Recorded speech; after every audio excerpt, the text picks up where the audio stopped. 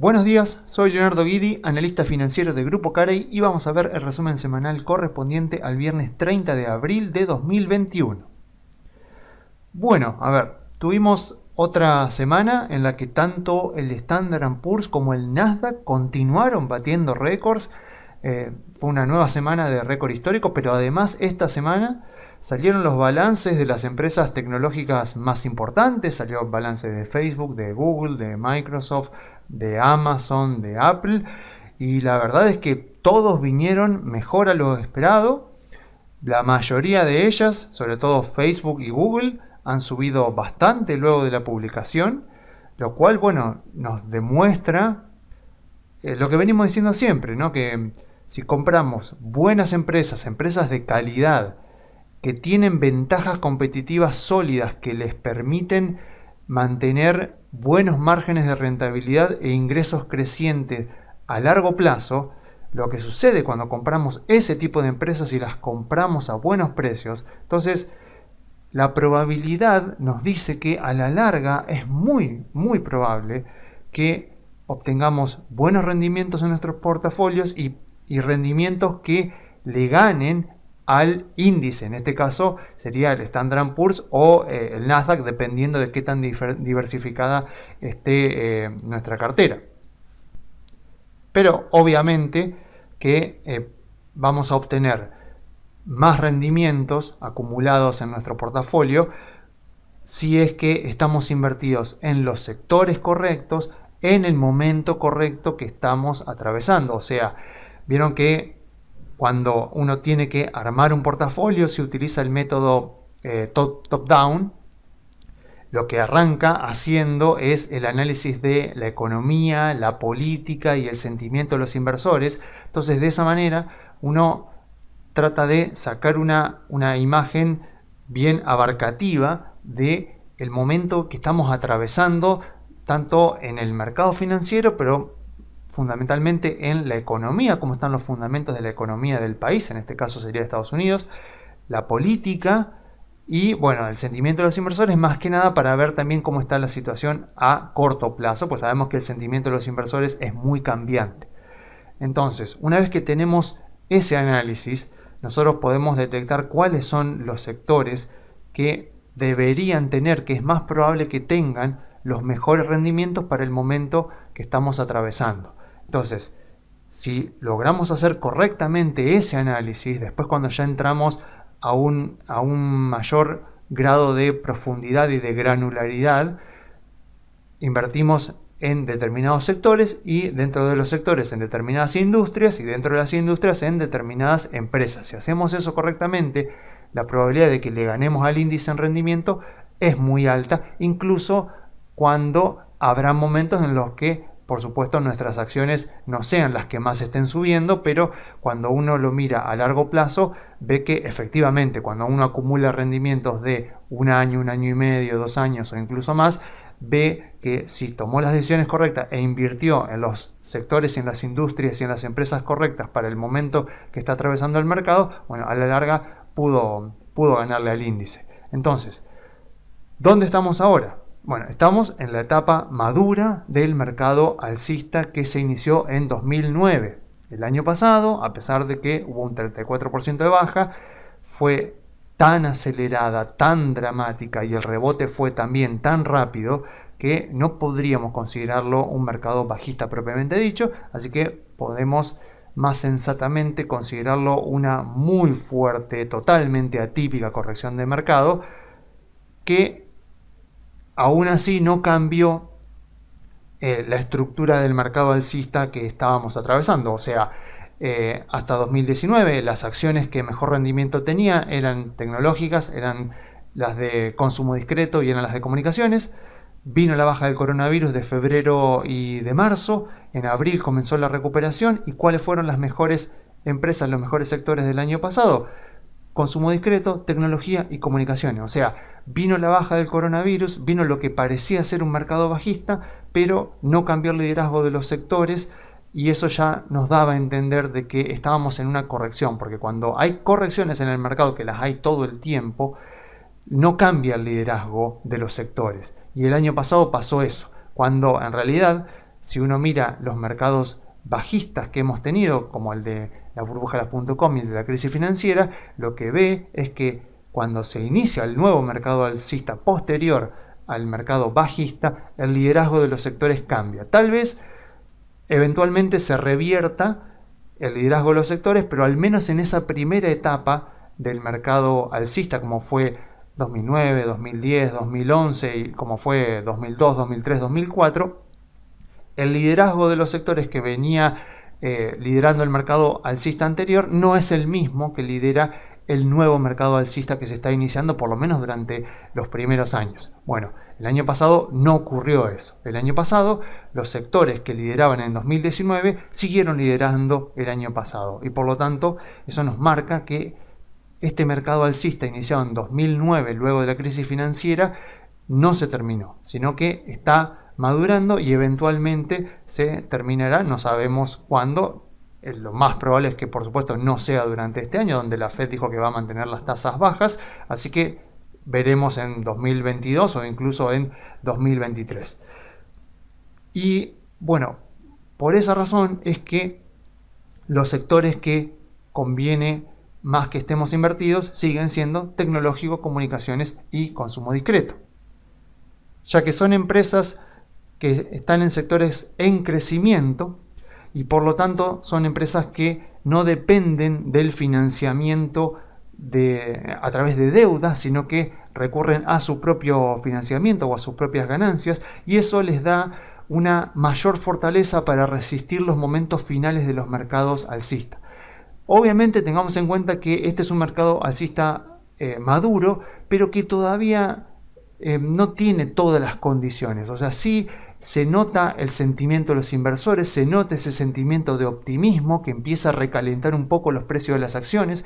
Claramente no estamos en euforia, pero lo que nos está faltando y que es muy importante para los finales de los mercados alcistas son las tasas de interés. En este momento las tasas de interés están en cero, la Fed misma dijo que van a estar en cero durante este año y casi seguro el año que viene también. Entonces ahí nos está faltando un componente muy importante, porque la razón por la cual las empresas de crecimiento son las que habitualmente lideran los finales de los mercados alcistas son porque este tipo de empresas no suelen recurrir al financiamiento a través de deuda, sino que o emiten acciones o se financian con sus propios ingresos, y por lo tanto resisten más los contextos en los que el financiamiento para las empresas se torna cada vez más difícil. Pensemos los finales de los mercados alcistas anteriores. A medida que van subiendo las tasas de interés, aquellas empresas que necesitan financiamiento a través de deuda lo van teniendo cada vez más difícil para emitir ONs o para financiarse a través de los bancos, porque las tasas de interés van subiendo.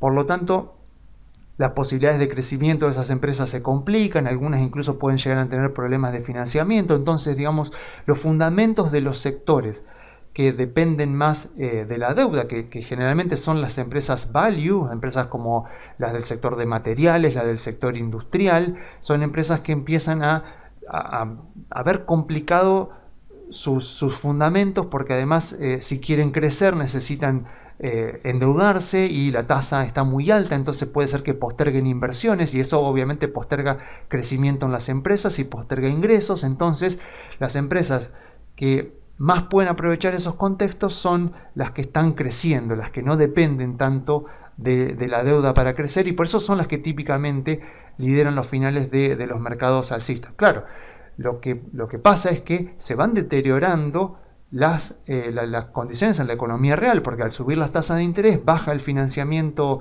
de los bancos. Los bancos no otorgan tanto crédito o ponen demasiados requisitos para otorgar créditos. Al ralentizarse el crédito en la economía disminuye la velocidad de la actividad económica, y bueno, evidentemente tarde o temprano, con el deterioro del crédito, con el deterioro de los fundamentos de las empresas, se llega eventualmente a una recesión, y ahí cuando se llega a la recesión es cuando vemos generalmente los mercados bajistas. Entonces, cuando estamos en los finales de los mercados alcistas, son estas empresas las que están en crecimiento las que suelen liderar. En este caso, tenemos varias de las condiciones que suelen darse en mercados maduros que están llegando a su finalización, sobre todo en lo que respecta al sentimiento de los inversores, pero nos está faltando la tasa de interés. Entonces, yo diría que es mucho más sensato empezar a hablar ya sí de que estamos cerca del final del mercado alcista, recién cuando veamos empezar a subir de nuevo las tasas de interés. Mientras las tasas de interés están en cero, y va a estar más difícil porque el deterioro de la actividad económica, el deterioro del crédito va a tardar más, o sea, va a ser más lento. Entonces, al ser más lento ese deterioro, es como que prolonga un poco más la actividad económica y prolonga un poco más el mercado alcista. Así que, por lo menos mientras las tasas de interés están en cero, la verdad es que, bueno, este mercado alcista tiene margen para continuar, y obviamente el principal factor que vamos a estar mirando mientras que las tasas de interés no suban es el sentimiento de los inversores, porque es efectivamente el que puede entrar en euforia y eventualmente llevar los precios de las acciones muy por encima y muy alejados de sus fundamentos. Entonces, esos son los sectores que a mí más me gustan en este momento, o sea, el tecnológico, comunicaciones y consumo discreto son los sectores más interesantes para estar en sintonía con el contexto económico, político y el contexto del mercado financiero que estamos viviendo, pero obviamente teniendo en cuenta también lo que pasó durante febrero y marzo con las empresas de los sectores de energía, con las empresas financieras, con todo lo que pasó con la suba de las tasas de los bonos, entiendo que obviamente a corto plazo nos sintamos tentados a querer saltar de una acción a otra, sobre todo cuando vemos que, no sé, compramos tecnológicas, las tecnológicas frenaban o incluso caían de precio y uno veía que los bancos estaban subiendo, que las petroleras estaban subiendo. En esos contextos es natural sentirse tentado a querer decir, bueno, tal vez tome ganancia en Amazon, tome ganancia en Facebook, tome ganancia en Apple y me pase a Bank of America, me pase a Goldman Sachs porque están subiendo. O sea, es totalmente normal sentir eso porque uno siente obviamente que se lo está perdiendo, o sea, que ve que la acción sube y que uno se lo está perdiendo porque está invertido en una empresa que parece que ya se agotó la suba y esta otra que estaba más retrasada está subiendo. Entonces la tentación de salirse de una para entrar a la otra es absolutamente normal, pero por supuesto es algo emocional, no es algo racional, justificado por el contexto que estamos viviendo, sino por una coyuntura, por algo que está sucediendo, por algo ligado más que nada al sentimiento de los inversores y no tanto a los fundamentos. O sea, porque puede ser que los fundamentos de los bancos efectivamente mejoraron con la suba de las tasas de los bonos largos, pero ahí uno lo que tiene que analizar es la perdurabilidad de eso y a ver cuánto margen tienen las tasas de interés para continuar subiendo, porque si no es una recuperación de corto plazo que, si uno la quiere aprovechar, tal vez como ya está invirtiendo con información pública que está disponible al alcance de todos, ya está invirtiendo con información que está total o parcialmente descontada en los precios, entonces lo más probable es que termina llegando tarde, y si cosecha algún rendimiento positivo puede ser pequeño, y obviamente cuando eso se revierte y empiezan a subir las otras que habían quedado más quietas, vuelve a empezar todo el ciclo, ¿no? Vuelve a empezar el ciclo de, uy, ya me metí en esta acción, ahora qué hago, vuelvo a la anterior, y bueno, ahí juega todo un sistema complejo de nuestras emociones que, bueno, tarde o temprano nos lleva a perder dinero. O sea, eso está muy estudiado, se han publicado muchos papers al respecto, han ganado premios Nobel, incluso Richard Thaler y Daniel Kahneman han ganado premios Nobel al estudiar las finanzas del comportamiento y la economía del comportamiento y cómo nos juegan en contra de nuestras emociones, sobre todo cuando estamos invirtiendo en el mercado. Por eso mi sugerencia es siempre la del método top-down, o sea, arranquemos estudiando la economía, la política, cómo está la política en Estados Unidos, estudiemos también cómo está el sentimiento de los inversores y de ahí vayamos analizando cuáles son los sectores que nos convienen invertir, dentro de los sectores las industrias y dentro de las industrias las empresas. Entonces, esa es la razón por la cual yo digo, bueno, tecnológicas, comunicaciones y consumo discreto, y después, bueno, ya ahí uno desglosará las industrias y verá cuáles son las acciones que más le gustan. Pero, en mi opinión, es preferible hacer ese análisis y comprar buenas empresas, excelentes empresas, sobre todo que tengan ventajas competitivas muy duraderas a largo plazo y mantener esas inversiones durante el contexto en el cual les son favorables. O sea, este final del mercado bajista puede prolongarse tranquilamente hasta 2022 o incluso 2023. Entonces uno podría estar invertido en estos sectores que son los mejores para este momento durante todo ese tiempo, cosechando todos esos rendimientos que ya hemos obtenido desde el año pasado incluso y que vendrán en el futuro, y evitar la tentación de saltar de un sector a otro, de una acción a otra, porque claramente eso va a pasar. O sea, va a pasar, como pasó ahora en febrero y marzo, que va a haber meses donde estos tres sectores no van a ser los mejores del mercado. O sea, posiblemente las financieras se sigan recuperando, el sector industrial se siga recuperando, tal vez si empieza a subir el precio del oro, las empresas de materiales también van a seguir, van a empezar a recuperar. Si las petroleras también se recuperan, si aumenta la demanda de petróleo, también se van a recuperar. Y bueno, la tentación siempre va a estar. Van a haber contextos donde estos tres sectores no van a ser los que mejor rendimiento estén teniendo, y esa tentación siempre va a estar. Pero bueno, es preferible cosechar un gran rendimiento a largo plazo siendo paciente y estar invertido en buenas empresas, y no intentar capturar pequeños rendimientos de muy corto plazo tratando de saltar de una acción a otra, de un sector a otro, porque como siempre les digo, a corto plazo los mercados son muy azarosos. O sea, los mercados se mueven mucho por azar en el día a día y mucho por la emocionalidad de los inversores. Ahora bien, a largo plazo, vieron lo que pasó esta semana. O sea, Facebook es posiblemente una de las empresas que tiene las más sólidas ventajas competitivas de este momento. Sacó un balance muy bueno, anunció que este año viene su criptomoneda que se va a llamar Diem, anunció que pueden venir los pagos en WhatsApp en cualquier momento. En el marketplace de Facebook entran más o menos 1.000 millones de personas todos los meses. Entonces es una empresa con ventajas competitivas muy sólidas. Entonces si uno mira la cotización de Facebook, ve que en el pasado, durante los últimos meses, estuvo lateralizando, pero por mucho tiempo. Ahora, cuando viene el momento de los números, cuando viene el momento de los fundamentos, la empresa sube, porque gustan los balances, porque tiene ventajas competitivas muy sólidas, y es muy, muy difícil para una empresa poder quitárselas. Lo mismo pasa con Amazon, lo mismo pasa con Apple, lo mismo pasa con Microsoft, lo mismo pasa con Google. Son empresas que tienen ventajas competitivas que, si uno quisiera pensar en cómo poder competirle a estas empresas, cómo poder quitarles el liderazgo donde más ingresos obtienen, se dará cuenta que es muy difícil. Entonces es preferible invertir en ese tipo de empresas y cosechar rendimientos a largo plazo, a tratar de decir, bueno, a ver, las tecnológicas subieron, entonces me meto en los bancos, los bancos ahora se quedaron y las tecnológicas recuperaron, me vuelvo a tecnológicas. Hacer eso implica, tener suerte, va a tener que tener muchísimo conocimiento la persona que haga eso, conocimiento de la coyuntura, de la economía, de la política, ser ayudado también por la emocionalidad de los inversores y por el azar, porque a corto plazo eso es fundamentalmente lo que domina el mercado, mientras que a largo plazo siempre dominan los fundamentos, como claramente lo hemos visto durante esta semana.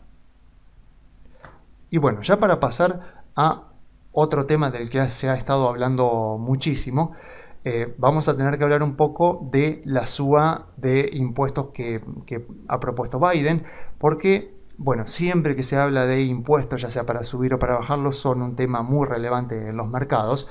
Y es increíble que se anuncia que se va a mandar un proyecto de ley para modificar el código impositivo de Estados Unidos, y ya parece que hay gente como si lo diera por hecho.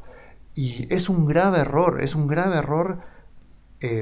cambiar el portafolio o invertir en base a un anuncio de que el presidente quiere enviar un proyecto de ley al Congreso. O sea, concretamente Biden ha propuesto un plan de infraestructura de 2 billones, serían trillions en inglés, y planea financiarlo con una suba del impuesto corporativo, del impuesto marginal corporativo a nivel nacional, que en este momento Trump lo había puesto en el 21 y él quiere llevarlo al 28. A ver, cosas que hay que decir al respecto, que efectivamente sí, Estados Unidos tiene infraestructuras muy viejas, todo lo que sea autopistas, todo lo que sea puerto de Estados Unidos se hizo en la presidencia de Eisenhower, o sea que estamos hablando de infraestructura que tienen unos 50 años y que necesitan reparaciones y bueno, y modernización por todos lados, o sea, de eso no hay ninguna duda. Creo que desde Obama todos los presidentes vienen anunciando que sí, que van a modificar las infraestructuras, que Estados Unidos necesita infraestructura del siglo XXI y que tiene infraestructura del siglo XX, todo eso es verdad. O sea, sí, Estados Unidos necesita un plan de renovación de toda su infraestructura. Biden dijo que él quiere enviar este proyecto de ley. El plan de infraestructura anterior de Eisenhower se había financiado con un impuesto a los combustibles. En este caso se va a financiar con una suba del impuesto corporativo. Y principalmente hay que decir dos cosas. Bueno, número uno, que el plan de Biden es un plan a 8 años. O sea, acá está lo importante para ver si algo va a repercutir en los mercados o no. O sea, dicen, si yo leo lo primero, digo, bueno, Biden planea todo un plan de infraestructura de 2 billones de dólares y lo va a financiar con una suba del impuesto corporativo. Bien, eso ya me llama la atención. Ahora, cuando voy a la letra chica, cuando voy a los detalles, veo que el plan es de 8 años. Ya con eso tengo que darme cuenta que el impacto inicial que puede llegar a tener ese plan de infraestructura, en caso de que efectivamente se apruebe el plan y se inicien las obras de infraestructura en el gobierno de Biden, el impacto que puede tener en los mercados, en la actividad económica de Estados Unidos, va a ser muy bajo a corto plazo, porque el plan es de 2 años. Entonces, no se va a ejecutar en la presidencia de Biden ni en la presidencia del próximo que siga después de Biden. Entonces, no va a repercutir inmediatamente en los precios porque, como decimos acá siempre, las acciones se mueven descontando las ganancias probables que van a tener las empresas para los próximos 3 a 24 meses. Y como estamos en el mercado alcista, tenemos que mirar más 12 a 24 meses. Entonces, 24 meses es muy poco comparado con lo que Biden quiere hacer a 8 años. O sea, si una persona me dice, no, yo voy a invertir en X empresa, porque en el 2030 esta empresa se va a ver muy beneficiada por esta legislación de Estados Unidos. Bueno, así no se puede invertir. O sea, yo no puedo invertir por algo, yo no puedo invertir en una empresa por algo que la va a beneficiar más allá de 24 meses. Porque los mercados no miran tan a futuro, miran de 3 a 24 meses. Si yo digo, no, tengo que comprar acciones de esta empresa de autos eléctricos porque en el 2025 todos los autos que se vendan en California tienen que ser eléctricos. Bueno, ahí estoy cometiendo un error, porque las acciones de la empresa que sea en este momento no se mueven por algo que va a pasar recién en 2025, porque el plazo de tiempo es tan largo, es tan extenso el 2025 con respecto a hoy, que en el medio pueden pasar muchísimas cosas. O sea, hay cambios de gobierno, o sea, puede haber cambio de legislación, esa normativa, o sea, tranquilamente se reúne el Consejo Deliberante, o sea, el órgano legislativo, y dice, bueno, esto que habíamos dicho para el 2025 nos quedamos cortos, así que lo pasamos para el 2030 y ya está. Entonces los mercados no se mueven en base a hechos que van a pasar más allá de los 24 meses, porque es demasiado lejos en el tiempo. Así que este plan de infraestructura de Biden, lo que primero tenemos que ver es eso, que ya cuando nos dicen es un plan a 8 años, bueno, ya directamente cuando nos dicen eso nos tenemos que quedar con la idea de que eso no va a dinamizar la economía tanto como el político pretenda. O sea, así puede ser que se inician las obras en el gobierno de Biden, pero es algo que no va a tener un efecto inmediato en la economía, incluso en su mandato. Y segundo, Estados Unidos tiene en este momento la Cámara de Diputados más empatada de los últimos 100 años y el Senado más empatado desde la Guerra Civil. La Guerra Civil terminó en 1865, así que miren si es atípico el contexto legislativo de Estados Unidos. Entonces, tengamos por seguro que lo que plantee inicialmente el Partido Demócrata y que mande al Congreso no se terminará aprobando tal como se ha enviado, sino que en caso de que efectivamente se apruebe algún tipo de modificación en el código impositivo, primero que nada va a ser debatida durante mucho tiempo. Y lo que salga de ahí será seguramente una versión mucho más suave y mucho más diluida de lo que inicialmente los demócratas pretendan aprobar, ya que recordemos que en Estados Unidos rige en el Senado la regla del filibuster, que sería el filibustero en castellano, y se necesitan 60 votos para poder pasar a votar una ley, o sea, se necesitan 51 votos para poder promulgar la ley, pero previamente se necesitan 60 para que se termine el debate y se pase a la votación de la ley. Entonces, si los demócratas no consiguen que 10 senadores republicanos acepten pasar a votar la ley, no va a poder nunca aprobarla. Así que tengamos por seguro que la ley, si Biden manda la reforma de impuestos y quiere subir el impuesto corporativo de 21 a 28, en primer lugar va a estar debatiéndose durante mucho tiempo y tengamos por seguro que eso no va a salir tal como está. Miren, como antecedente previo tenemos la rebaja de impuestos de Trump. Trump tenía mayoría en la Cámara de Diputados, mayoría en la Cámara de Senadores, envió el proyecto de ley en febrero de 2017 y se terminó aprobando en diciembre de 2017. Y tenía mayoría en ambas cámaras. ¿Por qué? Porque los demócratas utilizaron la regla del filibuster y le dijeron no te vamos a dar los 60 votos que necesitas, porque obviamente no llegaba con los senadores republicanos a 60. Los demócratas le dijeron no te vamos a dar los senadores que necesitas a menos que hagas cambios que diluyan un poco el efecto de la ley. Entonces, por ejemplo, Trump pretendía bajar el impuesto corporativo de 35 que estaba a 15. Bueno, lo terminó bajando a 21. Después también se pusieron límites a las deducciones que podían hacer las empresas. Entonces ya no era tan bueno como inicialmente parecía. Y eso lo lograron con consenso. Bueno, en este caso van a tener que hacer exactamente lo mismo. Van a tener que negociar y eso va a llevar tiempo. Y por esa razón es que siempre digo que tenemos que utilizar el método top-down y analizar la economía, pero también la política. Porque esto es un fundamento muy alcista para las empresas. O sea, el Congreso de Estados Unidos, tan empatado como está ahora, es muy alcista para las empresas en Wall Street, porque nos da la seguridad de que no saldrá por el Congreso ningún tipo de legislación que sea muy controversial y muy hostil con las empresas. Entonces, cuando hay incertidumbre en el Congreso de Estados Unidos con respecto a quién tiene el poder, y con respecto a cómo lograr que salgan las leyes, cómo lograr que se aprueben leyes, cuando hay incertidumbre con respecto a eso, para nosotros como inversores que estamos invertidos en empresas de Wall Street, eso es sumamente alcista. Entonces, ese driver político está muy a favor de nosotros en este momento y es lo que nos va a garantizar que más allá de todo lo que se hable, porque se va a hablar mucho, por supuesto, de esta reforma de impuestos que quiere enviar Biden, más allá de lo que se proponga inicialmente, sabemos dos cosas. Número uno, que va a tardar bastantes meses en ser aprobada, no es algo que se va a aprobar rápido. Y número dos, que lo que se proponga inicialmente, tengamos por seguro que no va a salir aprobado. Aún así, obviamente, es casi seguro que algo va a salir aprobado, van a negociar y algún tipo de aumento va a haber, tal vez no suba al 28, pero lo suban al 24, lo suban al 25, entonces uno puede decir, bueno, sí, pero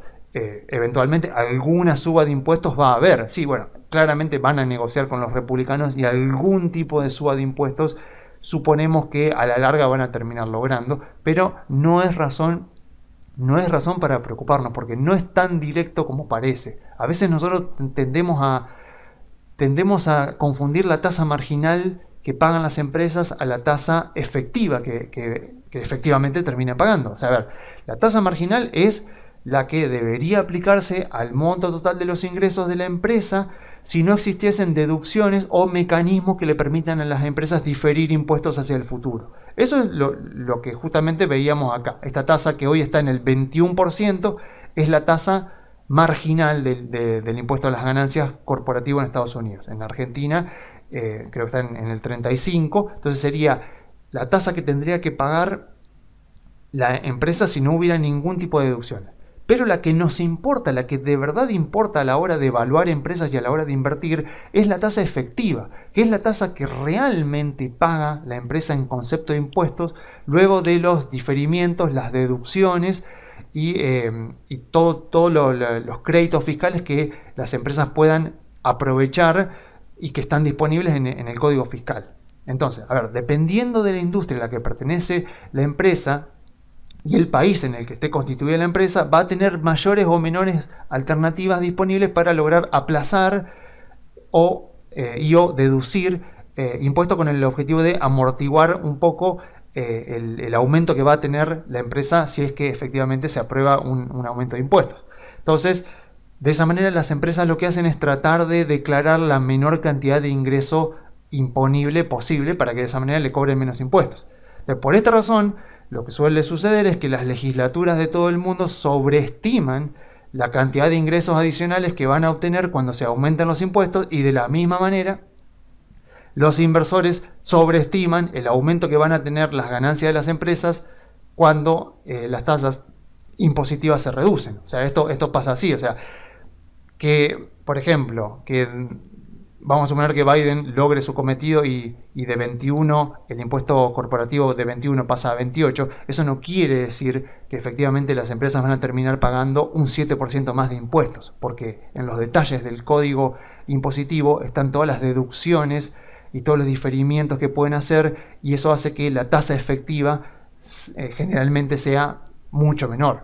Entonces, como dice acá, dado este intrincado panorama impositivo de Estados Unidos, digamos, si el objetivo del gobierno sería lograr que las empresas paguen más impuestos, lo que tendría que hacer es eliminar deducciones, diferimientos y créditos fiscales, aunque eso por supuesto es muy difícil de hacer porque hay mucho lobby y aparte es algo muy intricado de hacer. Entonces, por ejemplo, ¿qué es lo que pasa? Si el gobierno de Estados Unidos aumenta el impuesto corporativo, la tasa marginal del impuesto corporativo, por ejemplo, que la lleva de 21 a 28, eso no va a afectar de la misma manera a todas las empresas de diferentes sectores. Porque, por ejemplo, como dice acá, empresas del sector del retail tienen a su disposición muchos menos mecanismos para deducir impuestos o para diferir impuestos que tienen empresas de la industria del software, por ejemplo. Entonces, una misma suba del impuesto marginal, del impuesto a las ganancias, va a tener diferentes efectos en diferentes industrias porque cada una tiene, gracias al código impositivo, diferentes mecanismos para poder deducir. Entonces, no afecta de la misma manera a las empresas, y en general cuando se suben los impuestos, el efecto negativo en las valuaciones de las empresas nunca es tanto como el que inicialmente se piensa, porque las empresas obviamente, como las empresas, como el ser humano básicamente funciona en base a incentivos, cuando el gobierno modifica el código impositivo, eso genera incentivos a favor y en contra. Entonces las empresas van a buscar formas de diferir impuestos para tratar de pagar la tasa efectiva más baja posible. Este es el panorama como lo tenemos hoy. O sea, esta es la tasa marginal del impuesto a las ganancias al principio de 2021. Este es un gráfico de Damodaran, que sacó un video muy interesante al respecto la semana pasada. Como vemos, Estados Unidos, vamos al año 2015, Estados Unidos estaba totalmente desfasado del mundo. O sea, el impuesto corporativo era el 35%, y a eso hay que sumarle también los impuestos estatales, o sea, el impuesto a las ganancias estatal. Entonces vemos que Estados Unidos estaba totalmente desfasado del resto del mundo. O sea, la tasa marginal que pagaban las empresas era el 40%, y miren lo que son las tasas marginales en la OCDE, por ejemplo, que era del 24,77%, era casi un 25% contra un 40% de Estados Unidos. O sea, los países desarrollados en general todos pagaban impuestos más bajos. O sea, todos los países desarrollados cobraban un impuesto corporativo mucho más bajo que el de Estados Unidos. Y vemos cómo eso cambia a partir de 2018 con la rebaja de impuestos de Trump. Así que lo que podemos decir en base a los números es que lo único que hizo Trump fue volver a alinear a Estados Unidos con el resto de los países desarrollados. Y ahora lo tenemos acá. Tenemos a la OCDE con un promedio del 23,5% del impuesto corporativo, y Estados Unidos tiene un 27%. O sea, bueno, ¿por qué Estados Unidos tiene un 27% si acá dije que era en realidad un 21%? Bueno, principalmente porque está el impuesto estatal. O sea, el 21% es la tasa marginal del impuesto corporativo nacional, y a eso hay que sumarle la tasa que cobra cada uno de los estados por encima de la tasa nacional. Está Texas, por ejemplo, Ohio, Washington, Nevada, que no tienen impuesto corporativo estatal, pero no sé, Florida tiene un 4,46 casi, California un 8,84 y Iowa, no sé por qué, pero tiene el impuesto corporativo más alto de todo con una tasa del 12%. O sea que al 21% del gobierno hay que sumarle el 12% en caso de que la empresa esté constituida en Iowa. Entonces, este es el panorama como está en este momento. O sea, Estados Unidos no está desfasado, por lo menos en la tasa marginal, con respecto al resto del mundo, pero cuando miramos la tasa efectiva del impuesto a las ganancias, sí vemos acá varias diferencias. O sea, cuando vamos a la tasa efectiva, que vuelvo a repetir, es la que verdaderamente terminan pagando las empresas y que es lo que está reflejado en sus balances, vemos que la situación es bastante diferente porque vemos acá que Estados Unidos efectivamente sí paga una tasa de impuestos menor al resto del mundo. ¿Cómo se calcula la tasa efectiva? Bueno, por ejemplo, yo acá tengo Amazon, puedo irme al balance de Amazon, al estado de resultados, veo que acá tengo los ingresos, tengo los costos de Amazon, veo que acá tengo el ingreso operativo de Amazon, tengo acá lo que paga Amazon por intereses y tengo acá el EBT, que es el Earning Before Taxes. Entonces, lo que vemos acá es que acá está el gasto en impuestos. Vemos acá que Amazon pagó 2.863 millones de dólares en impuestos y acá en esta página web me calculan la tasa efectiva que Amazon pagó con el balance cerrado a diciembre de 2020, pagó una tasa efectiva de 11,83, que ¿cómo se calcula? Básicamente dividiendo lo que pagó en impuestos por la base imponible que era el EBT. Pagó un 11,83% de tasa efectiva y vean que nunca es la tasa efectiva, por lo menos la que ha pagado Amazon, nunca es la tasa marginal.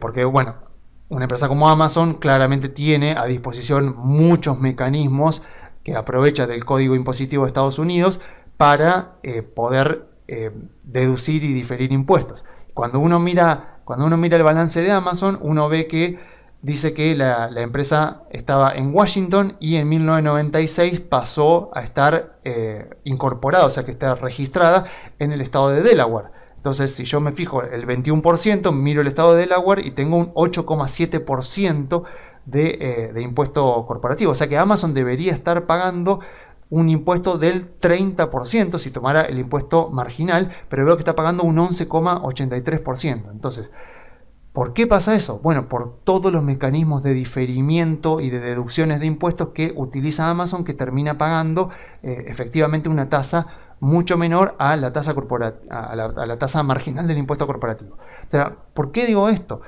Porque lo que quiero marcar es el miedo que suele haber, el miedo infundado que suele haber con respecto a los impuestos, con respecto a la suba de impuestos, a qué va a pasar con las valuaciones de las empresas. Si llegan a subir ahora el impuesto a Estados Unidos, puede ser que el mercado alcista de Estados Unidos se termine porque van a aumentar los impuestos. Bueno, la respuesta es que no, porque una suba del impuesto marginal no implica necesariamente que si el impuesto marginal sube un 7%, que las empresas van a terminar pagando un 7% más de impuestos, porque las empresas tienen mecanismos a su disposición para diferir y deducir impuestos de tal manera que la tasa efectiva que terminan pagando es mucho menor a la tasa marginal que rige en el código impositivo. Entonces, el objetivo de este video, de este informe, es más que nada llevar tranquilidad. O sea, si están asustados porque va a haber un aumento de impuestos de Estados Unidos, si ustedes creen que eso va a provocar que se termine el mercado alcista, bueno, afortunadamente les digo que no es así, porque si vamos a los datos, y acá están los datos, vemos qué fue lo que pasó con el Standard & Poor's luego de que subieron y bajaron impuestos. A la izquierda están los 12 meses siguientes del Standard & Poor's luego de subas de impuestos. A la derecha están los 12 meses siguientes del Standard & Poor's cuando bajaron impuestos. La última fue la del 1 de enero de 2018, cuando entró en vigencia la rebaja de impuestos de Trump. Vemos que el Standard & Poor's subió más cuando aumentaron los impuestos que cuando los bajaron.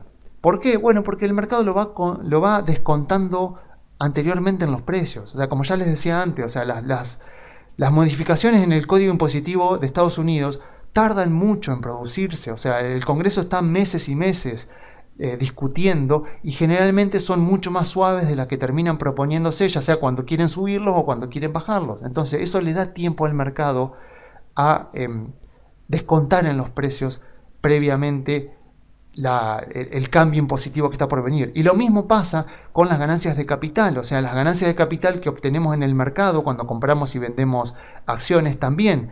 Cuando vemos a la izquierda los cambios en las ganancias de capital, las subas de ganancias de capital, y a la derecha las bajas en el impuesto a las ganancias de capital, vemos de nuevo que generalmente el Standard & Poor's sube más cuando se producen subas de tasa que cuando se producen bajas de tasas. O sea, ¿qué quiere decir esto? ¿Que las subas son buenas y que las bajas son malas?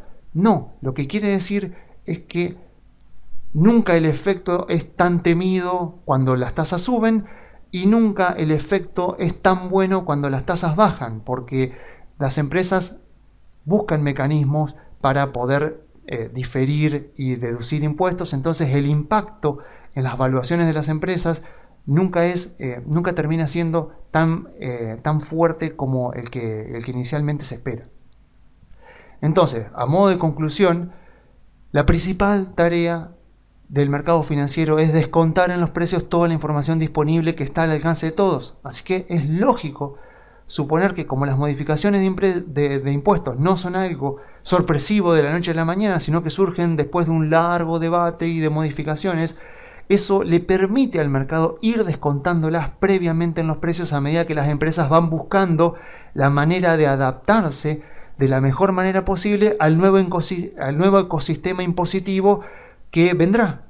Entonces, como consecuencia de eso, el impacto de los cambios impositivos en las valuaciones de las empresas nunca suele ser tan fuerte como inicialmente se supone, ya sea para bien o ya sea para mal. Así que, por lo tanto, más allá de lo que suceda con la suba de impuestos que pretende aprobar el Partido Demócrata, lo más importante que podemos hacer al respecto es mantener la sensatez, sabiendo que nunca hasta ahora, a lo largo de la historia, una suba de impuestos dio por terminado un mercado alcista, y que, como los mercados financieros se mueven en base al consenso de los inversores con respecto a las ganancias que suponen que tendrán las empresas para los próximos 3 a 24 meses, entonces la suba de impuestos va a estar incorporada en los precios mucho antes de entrar en vigencia, como sucedió con Trump. El 2018 fue un año bajista para los mercados porque los mercados ya habían descontado los efectos que la rebaja de impuestos de Trump tendría en los balances de las empresas. Y cuando vinieron los balances de las empresas ya nos sorprendieron porque eso ya estaba incorporado. Y como no vinieron tan bien como se esperaba porque las expectativas estaban demasiado sobredimensionadas, tuvimos un 2018 bajista en los mercados luego de una rebaja de impuestos. Pero sí tuvimos un 2017 muy alcista porque justamente todo eso ya se había descontado previamente. Entonces, los grandes eventos que todos los inversores observan con mucho interés carecen de poder para golpear con fuerza a las acciones, y las subas de impuestos califican dentro de esa categoría. Así que lo que yo digo es, en lugar de preocuparnos por ellas, será mejor que dediquemos nuestro tiempo a analizar sectores, industrias y empresas, debido a que, en mi opinión, eso es lo que verdaderamente nos va a permitir ganarle al mercado al invertir utilizando información que pocas personas tienen, la cual gracias a eso no se encuentra descontada en los precios. O sea, si yo analizo las ventajas competitivas de empresas tecnológicas, de consumo y de comunicaciones, trato de estimar si esas ventajas competitivas van a resistir, si la empresa será capaz de mantener esas ventajas competitivas durante los próximos 12, 24 meses o incluso más, y veo que efectivamente va a ser así, donde veo que la empresa está creciendo, que está haciendo las cosas bien, la gerencia está desarrollando proyectos nuevos, está invirtiendo en el crecimiento a largo plazo de las empresas. Eso es algo que pasa mucho en Amazon, por ejemplo, y en Facebook también. Si yo veo ese tipo de comportamiento en las empresas que están invirtiendo para forjar bases de crecimiento a largo plazo, para solidificar ventajas competitivas y mantenerlas a largo plazo, bueno, eso es lo que todavía puede ser que no esté descontado en los precios y lo que yo entonces puedo aprovechar. Entonces, invirtiendo ahí, la probabilidad de que yo le gane al índice en rendimiento a largo plazo será mucho más alta que si trato de adivinar movimientos de corto plazo y de tratar de ver cuál es el sector que va a andar bien el mes que viene, o tratar de ver qué es lo que va a pasar a corto plazo en los mercados. Así que me parece que lo más sensato sería que analicemos empresas, que busquemos sus ventajas competitivas y que nos mantengamos invertidos a largo plazo, porque como ya les dije, este mercado alcista, a pesar de estar en su etapa madura, todavía está bastante lejos de terminar. Así que yo me despido dejándole las vías de comunicación. Se pueden comunicar por la página web grupocarey.com.ar o enviando un mail a contacto@grupocarey.com.ar.